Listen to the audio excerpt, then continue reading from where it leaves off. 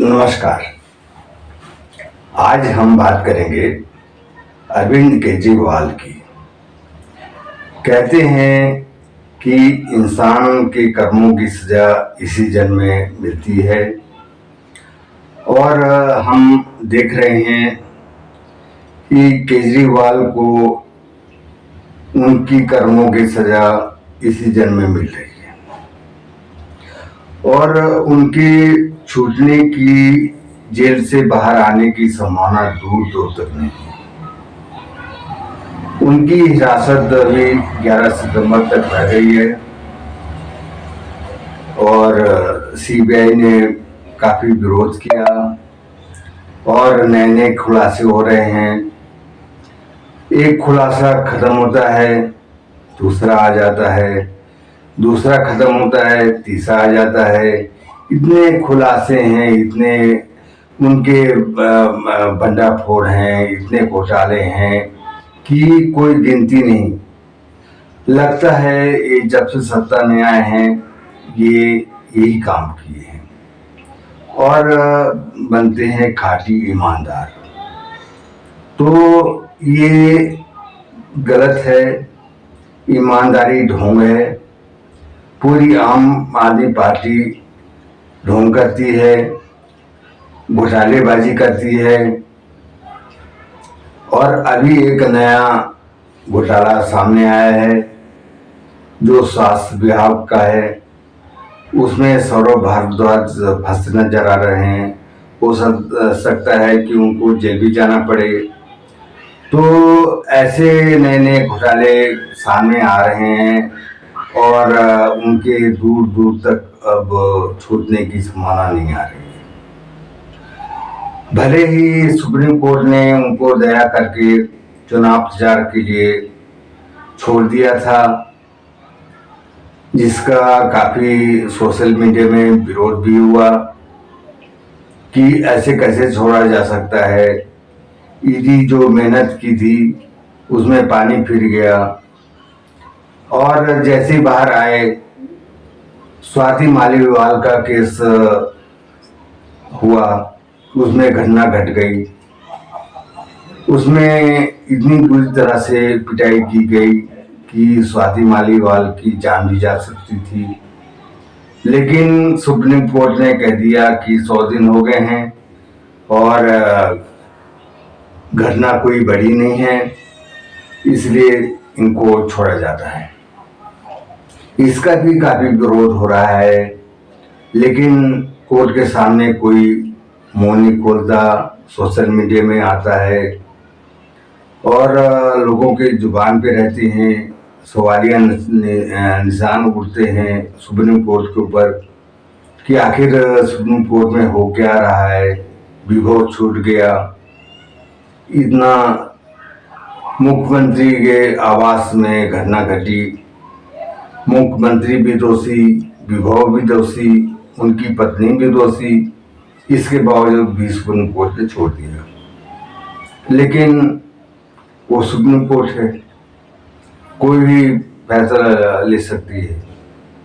तो इसमें हमारा कोई दखल या टिप्पणी करना नहीं है, लेकिन लोगों का मिजाज बिगड़ता जा रहा है।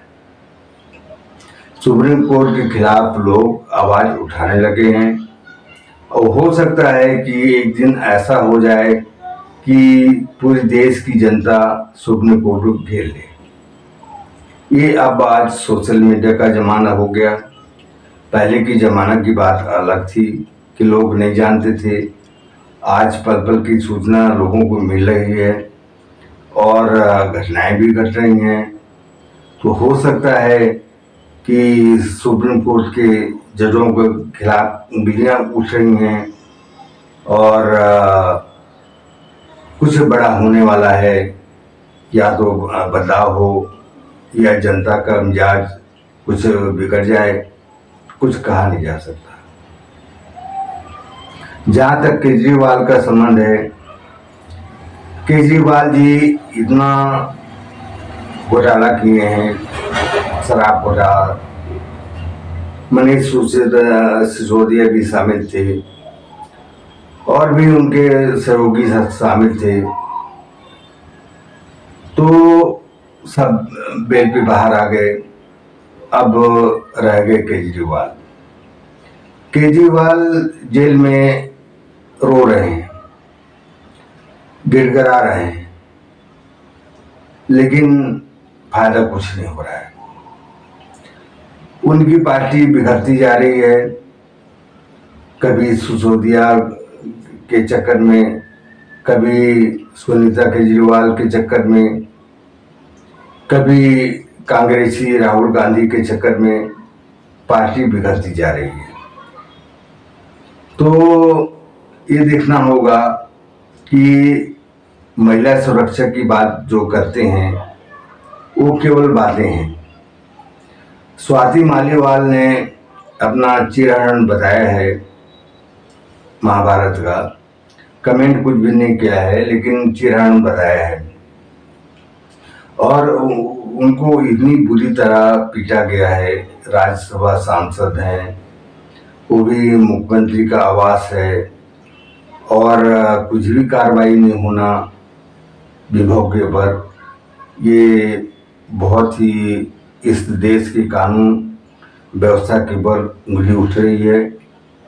और देश में क्या हो रहा है, इतने जघन्य अपराध हो रहे हैं, चाहे कलकत्ता हो या दूसरे राज्य हों, कानून कोई सख्त बन नहीं रहा है।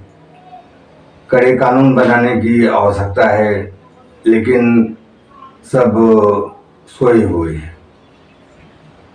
देश चाहे कुछ भी हो, देश चाहे आतंकवादी गतिविधियों में चला जाए, उनको कोई फर्क नहीं पड़ना है। देश विरोधी सोच रखते हैं और देश विरोधी काम करते हैं। तो ये कहाँ तक जायज है, ये तो दर्शक ही बता सकते हैं और जानने सुनने वाले ही बता सकते हैं और बता रहे हैं। सोशल मीडिया में आ रहा है कि जो भी हो रहा है गलत हो रहा है, इसलिए कलकत्ता वाले केस में पूरे देशवासी एकजुट हो गए। वो नियम कानून बदलना चाहते हैं। अब ममता बनर्जी आनंद फानंद में ले आई हैं 10 दिन में फांसी की सजा। तो उसमें विचार किया जाए कि 10 दिन में क्या इन्वेस्टिगेशन हो सकता है, ये भी बड़ा सवाल है। 10 दिन में क्या फांसी की सजा सुनाई जा सकती है, इसमें भी बड़ा सवाल है। लेकिन है राजनीतिक मुद्दा है, राजनीतिक है, कुछ भी कर सकते हैं, बिल ला सकते हैं, लोगों को गुमराह कर सकते हैं, लेकिन लोग गुमराह नहीं हो रहे इस केस से। ममता बनर्जी खिलाफ हो चुके हैं, डॉक्टर्स हो गए हैं, आम जनता हो गई है, खासकर लेडीज हो गए हैं, क्योंकि उनके माँ बाप के ऊपर भी घेराबंदी है, उनको बाहर नहीं आने दिया जा रहा है, इस पे भी नाराज हैं। तो ममता बनर्जी हर तरह से बचने की कोशिश कर रही हैं कि कहीं राष्ट्रपति शासन न लग जाए, और राष्ट्रपति शासन लगे ना लगे, लेकिन उनका शासन अब चुनाव में शायद ही होगा जीत। अब जीतने की उम्मीद नहीं है। ममता बनर्जी रोड में आ चुकी हैं और काफ़ी पछतावा है उनको, और अंदर से दुखी हैं, क्योंकि वो भी भ्रष्टाचार में लिप्त हैं। अब सीबीआई का कहना है कि पॉलीग्राफ टेस्ट ममता बनर्जी का भी होना चाहिए, क्योंकि ममता बनर्जी के बिना एक पत्ता नहीं हिल सकता बंगाल में। और इतना बड़ा जो कांड हुआ है, जो डॉक्टर संदीप घोष है, वो तो मिनी चीफ मिनिस्टर बताया जा रहा है, माने दूसरा चीफ मिनिस्टर असिस्टेंट कहिए। तो ऐसे में क्या देश या राज्य सुरक्षित रह सकता है? नहीं। उनको भ्रष्टाचार करना है, अपराध करना है, शवों का तस्करी करना है, दवाओं की तस्करी करना है और धन जुटाना है और चुनाव को लड़ना है। तो इस तरह से है। अब हालांकि सुप्रीम कोर्ट ने स्वतः संज्ञान ले लिया है, उसमें कार्रवाई भी हो रही है, ये सराहनीय बात है। लेकिन इसके पहले जो भी हुआ उसको अच्छा नहीं कहा जा सकता। सुप्रीम कोर्ट ने जो भी किया वो अच्छा नहीं कहा जा सकता। आनन फानन में जो अरविंद केजरीवाल को बेल दिया गया चुनाव प्रचार के लिए, वो भी ठीक नहीं कहा जा सकता, उचित नहीं कहा जा सकता, न्यायपूर्ण नहीं कहा जा सकता। भले ही दीपावली कुछ भी करें, लेकिन जनता इससे नाखुश है। तो इस तरह के देश में स्थिति उत्पन्न हो गई है और मोदी जी चाहते हैं कि स्थिति से कैसे निपटा जाए। वो 10 सालों से प्रयास में हैं कि देश में सुरक्षा हो, महिलाओं की रक्षा हो।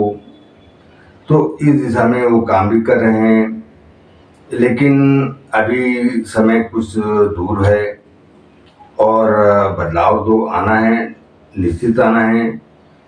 अभी पूरा टर्म उनका बाकी है और वो जरूर करेंगे अपना काम।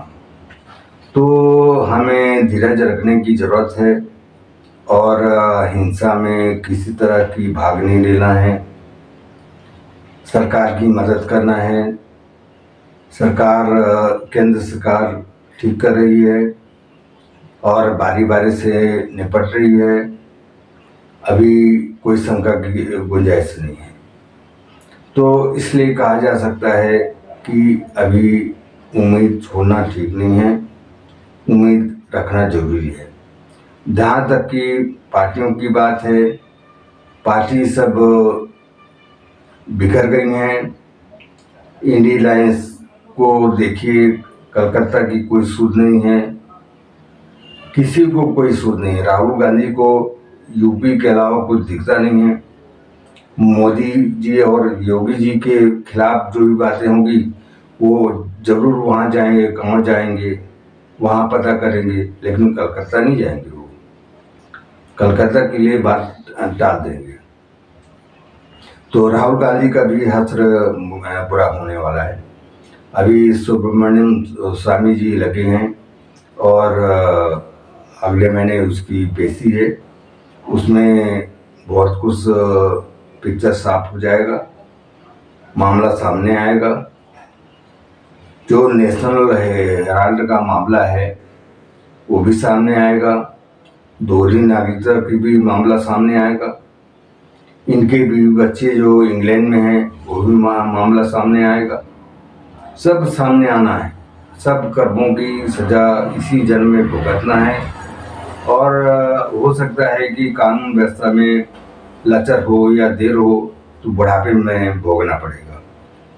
सोनिया गांधी वैसे भी तबीयत उनकी खराब है, उम्र दराज हो गई हैं, लेकिन जेल तो जाना पड़ेगा, बुढ़ापे में जाना पड़ेगा। तो ये समय का खेल है और अपने कर्मों का एक तरह से कर्मों का ही परिणाम है कि हम अपने जीवन में अच्छा करते हैं या बुरा करते हैं, सुख भोगते हैं, दुख भोगते हैं। ये सब कर्मों के और विचारों के ऊपर है। तो आज के लिए इतना ही। वीडियो को लाइक करेंगे और शेयर जरूर करिए, कमेंट करेंगे कि आप क्या सोचते हैं, क्या चाहते हैं, देश में शांति हो और कैसे स्थापित किया जाए। सरकार, केंद्र सरकार को किस तरह की मदद की जा सकती है, अपने विचार जरूर व्यक्त करें। धन्यवाद।